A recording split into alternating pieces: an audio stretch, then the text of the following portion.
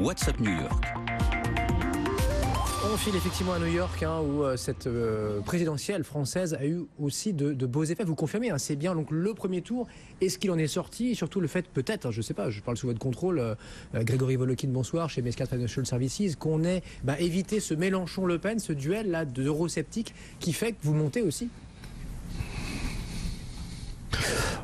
Peut-être. Je suis même plus sûr, parce qu'en fait, vous savez que maintenant, depuis 2-3 heures, les médias américains, elles ne parlent plus du tout des élections françaises. Tout va très vite ici, vous savez, c'était l'événement de hier. Par contre, c'est clair que pour le marché américain, vu que cette crainte a disparu, qu'est-ce qui s'est passé? Il s'est passé que les gens ont vendu leurs obligations d'État, les taux ont peu remonté, ils ont vendu du dollar, et il faut se dire, puisque vous êtes une émission technologique, que la baisse du dollar, alors là, aide énormément le Nasdaq. Il faut savoir que 58% des ventes des compagnies technologiques américaines se font en dehors des États-Unis, et que chaque fois que le dollar a baissé de plus de 3% en quelques mois, les profits de ces compagnies technologiques ont augmenté de 5%. Donc je dirais l'effet un peu indirect des résultats français de hier soir aide quand même le marché américain.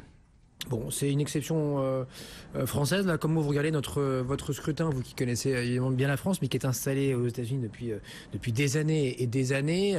On voyait, oui, effectivement, des gens contre l'Europe, des candidats entre guillemets installés de grands partis, PS, républicains, et puis l'étoile filante Emmanuel Macron que peu avaient vu venir, ex-banquier d'affaires, quoi qu'on en dise, quoi qu'on en pense.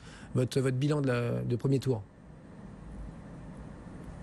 Mais je dirais ce qui est en fait extrêmement important, c'est de voir que les projets politiques, pour qu'ils soient appliqués, il faudra avoir une majorité. Alors on voit déjà les problèmes d'un Donald Trump qui a sa majorité républicaine.